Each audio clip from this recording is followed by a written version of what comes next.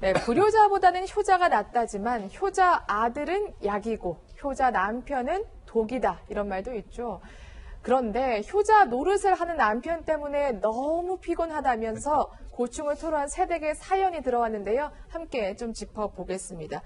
먼저 결혼한 지 한 11개월 됐고요. 네. 지금 이혼을 고민하는 큰 사유가 네. 남편이 달라졌다 이건데 그렇죠. 그럼 연애 때는 행복했나 봐요. 사실 네. 연애 때 모습을 보고 네. 아, 이 남자와 살면 행복하겠다 이런 생각이 들잖아요. 이 지금 결혼 11년 차 신혼 이 세댁도 그 연애 때는 남편의 너무 다정한 모습에 반했다고 합니다. 한 번도 싸운 적이 없고요.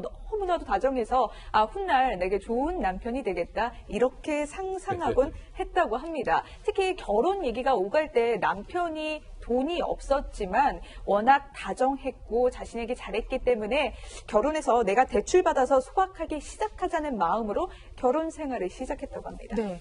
그러니까 결혼 자금이 하나도 없었지만 정말 사랑하는 마음에 오히려 신부 측에서 돈을 더 많이 대고 결혼을 했다면서요. 네, 일단은 뭐 남편이 준비했던 게 이제 5천만 원이고요. 그리고 이제 이 세댁과 이 친정에서 이제 보태준 돈을 합치니 1억 5천만 원을 이제 합쳐가지고 그래서 이제 신혼살림도 마련을 했고 이제 신혼생활도 시작을 하게 됐습니다. 그래서 이런 부분에 있어서 경제적인 뭐 도움을 받아서인지는 모르겠지만 시어머니께서 이제 그 세댁에게 뭐 우리 집은 정말 우리 집처럼 편한 집은 없을 거다라고 네. 말을 하면서 명절에도 뭐 여행도 가고 편안하게 지내라 뭐 이런 식으로 이제 말을 했다고 네. 해요. 그래서 이제 이런 말을 듣고 나니 세댁 입장에서도 뭐 자기가 돈을 얼마를 더 보탰는지 이런 걸 떠나서 그냥 결혼을 했다는 그 사실 자체만으로도 아주 행복해했다라고 하고 있습니다. 그렇죠. 특히 시어머니가 우리 집은 제사가 없다. 그러니까 명절 되면 굳이 시댁 안 와도 되고 너 여행 다니고 뭐 친구들 만나도 된다. 이렇게 얘기했다는 건데 그런데 아주 불길한 기운이 엄습해 오죠. 명절을 앞두고 네. 시어머니가 전화를 네. 하셨다면서요. 전화를 한 겁니다. 네. 아가야, 너 1박 할 준비를 좀 해라. 라고 하신 거죠. 네. 왜입니까? 그랬더니 제사 음식, 우리 명절 음식을 준비해야 되니까 네가 1박 할 준비를 해갖고 오라는 겁니다. 사실 그 결혼 전에 품에 제사도 없다고 했는데 가서 명절 음식, 그것도 1박을 해야 된다라는 게 뭔가 이제 시작이구나라는 불길한 생각이 드는 거죠. 네. 결혼 전에 사실 약간 눈치챌 수 있었는데 세댁은 그때는 그냥 지나친 것 같아요, 보니까. 네, 일단은 이제 혼인 이후에 이제 처음 명절을 갔었던 것 같아요. 갔더니 이제 아들들은 이제 일을 하지 않고 전형적으로 이제 며느리들만 일을 하는 그런 가부장적인 그런 이제 모습의 가정이었고요.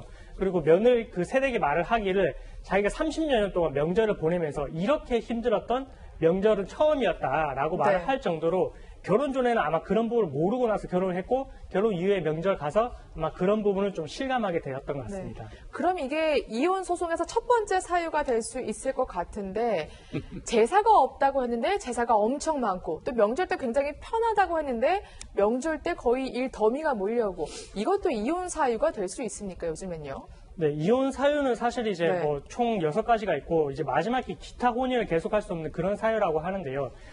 일단은 뭐 제사가 없다라고 했다가 제사가 뭐 있는 게 이제 확인이 됐고 그리고 명절 때 있어서도 이제 힘들지 않다라고 했는데 가보니 너무 일이 많고 이런 부분이 이런 단순한 사유만으로는 바로 이혼이 되는 것은 아닙니다. 네. 다만 여기서 더 나아가서 이게 하나의 발단이 돼서 고부 갈등이 생기고 그리고 부부 간의 갈등으로 이어진다라고 할 것 같으면 이런 이제 있었던 문제들이 하나의 계기가 되었기 때문에 결과적으로는 이런 문제들이 종합적으로 이제 합쳐지게 되면서 하나의 이혼 사유를 형성을 할 수가 있고 기타 혼인을 계속할 수 없는 사유로서 이혼을 청구를 해볼 수가 있습니다. 네.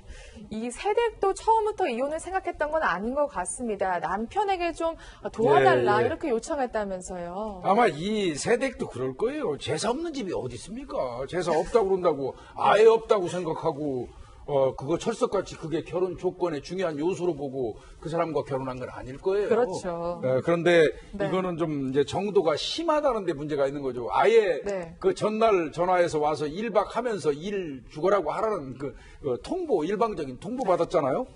이제 그러니까 이 아내 입장에서는 뭐 이분은 어려서부터 아마 타인의 집에 가서 잠자는 게 굉장히 익숙하지 않은가 봐요. 그래서 어려워서 남편한테 나 이거 굉장히 힘들다. 굉장히 스트레스도 심하고 그러니까 당신이 좀 나 좀 도와줬으면 좋겠다. 네. 이렇게 얘기를 했다고 그러는데 이때 남편이 잘했어야 되거든요. 네. 그래 미안해 내가 가서 내가 도울 게 있으면 적극적으로 좀 도울게 이렇게 했어야 되는데 내가 도와줄 게 뭐 있냐고 그러면서 오히려 소리 지르고 그 문을 박차고 나가버렸다는 거예요. 네. 그러니까 이게 이제 문제가 된 건데 이게 결혼하면요 남편의 역할이라는 게 엄청나게 중요하거든요. 그렇죠. 두 가지로 그 대표될 수 있어요. 남편은 아내와 친가 사이에 줄타기 인생을 살아야 돼요. 그건 분명해요. 네. 그럼 두 번째는 황희정승이 돼야 돼요. 네. 이쪽 어머니도 옳고 아내도 옳고 그렇게 살아가는 게 남편의 그 네. 어떤 슬기로운 부분이거든요. 근데 이 사람은 완전히 돌변해 버리니까 이게 문제가 되는 것 같아요. 네, 위원님께서 사건 상황실의 큰 어른으로서 중요한 조언을 좀 해주셨습니다. 실제로 이런 글들 많더라고요. 결혼하면 왜 남편들은 다 효자가 되는 겁니까? 이게 뭔가 다 이유가 있습니까, 근데? 효자가 된다라기보다 원래 자기가 생각했던 마인드가 이제 도출이 되는 거죠, 실제로는. 아마 이런 사고의 프레임 때문일 겁니다. 과거에 결혼하기 전에는 어떻게 보면 아내를 독립된 존재라고 생각을 하는 거죠. 근데 결혼을 하게 되면 우리 집안에 종속된 존재이기 때문에 우리 집안의 규율을 따라야 되고 법칙을 따라야 한다라는 어떤 마인드가 되게 강한 건데요. 본인도 이 마인드를 어떻게 갖고 있는지 모를 수도 있습니다. 그래서 요즘은요, 신혼부부가 결혼하기 전에 프로그램들이 있어요. 서로가 어떻게 하면서 에티켓을 지켜가고 어떻게 역할을 해야 되는 그 프로그램들이 잘 마련이 되어 있거든요. 이런 거 참고하셔서 자신 안에 어떤 가부장적인 생각이 갖고 있는지를 한번 판단해 보실 필요도 있을 것 같습니다. 사실 이렇게 정서적인, 효도는 굉장히 추상적인 개념이잖아요. 그런데 구체적인 거, 월급의 얼마를 시댁에 드리자, 이런 것 때문에 갈등을 빚는 부부들도 많다고 하더라고요. 방법이 좀 있습니까? 일단은 네. 생각 자체가 바뀌어야 되는 것 같습니다. 지금 이제 이 효도를 하는 거는 사실 이제 각자 이제 부모님들한테 잘 하자 이런 이제 생각을 좀 기본적으로 가져야 될 것 같고 이제는 그리고 이제 경제적인 효도를 함에 있어서도 만약 이번에 시댁에 이제 도움을 줬다면 똑같이 처가댁에도 이제 도움을 드리고 이런 이제 마인드가 있어야만 이런 갈등이 생기지 않고요. 이렇게 경제적으로 효도를 강요하게 되는 그런 갈등이 하나가 발생을 하게 되면 앞으로 이제 다른 이제 갈등이 생기게 되더라도 그 갈등이 이제 원만하게 봉합되지 않고 더 커지는 그런 문제가 발생할 수 있고 이런 것들이 이제 쌓이다 보면 하나의 이혼 사유로까지 형성이 될 수가 있거든요. 그렇기 때문에 부부 간에 서로 존중을 하고 그리고 경제적인 효도를 하는 부분에 있어서 각자 부모에게 서로 이제 똑같은 효도를 하자 이런 이제 마인드를 가지는 게 중요하다고 생각합니다. 네, 다시 사건으로 돌아와 보겠습니다. 그렇게 연애 때는 좋기만 했던 남편이었는데 결혼한 직후부터 조금씩 실망을 하기 시작하죠. 이 남편이 집안 자체도 아마 거의 같은 것 같아요.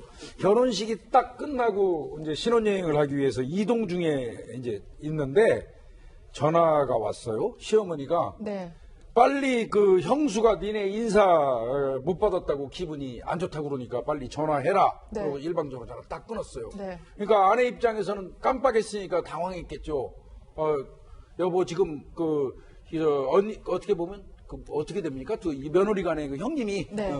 형님이 지금 내가 전화 안 했다고 불쾌한다고 그러는데 어떻게 하면 좋지 하고 당황해서 물어봤나 봐요. 네. 그러면 남편 되는 사람이 지금이라도 전화해 괜찮아 내가 얘기해 줄게 그래야 되는데 불같이 화를 냈다는 또 거예요. 불같이 남편이. 화를 냈군요. 불같이 네. 화를 내면서 빨리 연락하면 아유. 되지 무슨 나한테 물어보느냐 이렇다는 거예요. 그래서 그때만 해도 이 아내분이 눈치챘어야 되는데 네. 이 남편이 결혼식 때문에 예민해서 그런가 보다 하고 생각을 했던 모양이에요. 네. 그때만은.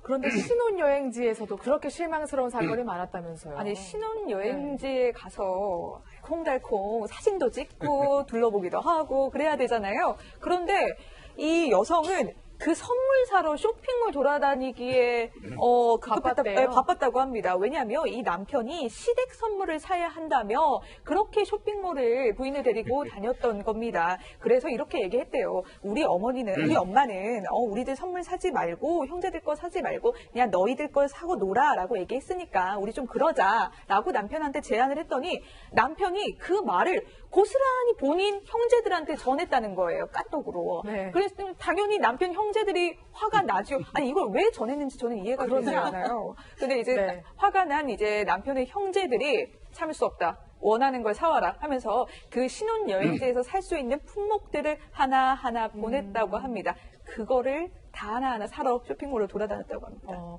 그러니까 갈등의 시작이 제사 때문이 아니라 지금 결혼식 직후부터 차곡차곡 쌓여서 제사 문제, 명제 문제로 폭발한 것 같은데 변호사님 지금 쭉 사연을 살펴봤잖아요. 이거 이혼이 가능합니까 정말?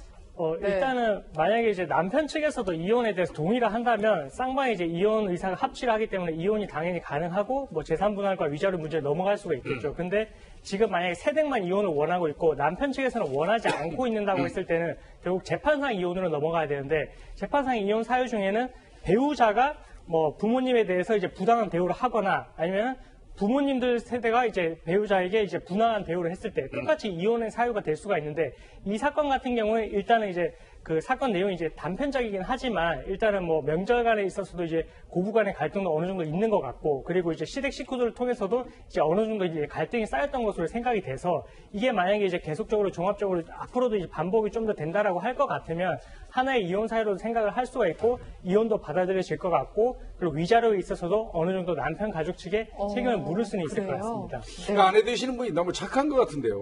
아, 그런가요? 만약에 시아버지 100만 원짜리면 장인 거 100만 원짜리 똑같이 사야 되고요. 네. 식구수, 대상, 금액 똑같이 맞추자고 했었으면 이런 사단 없을 것 같은데.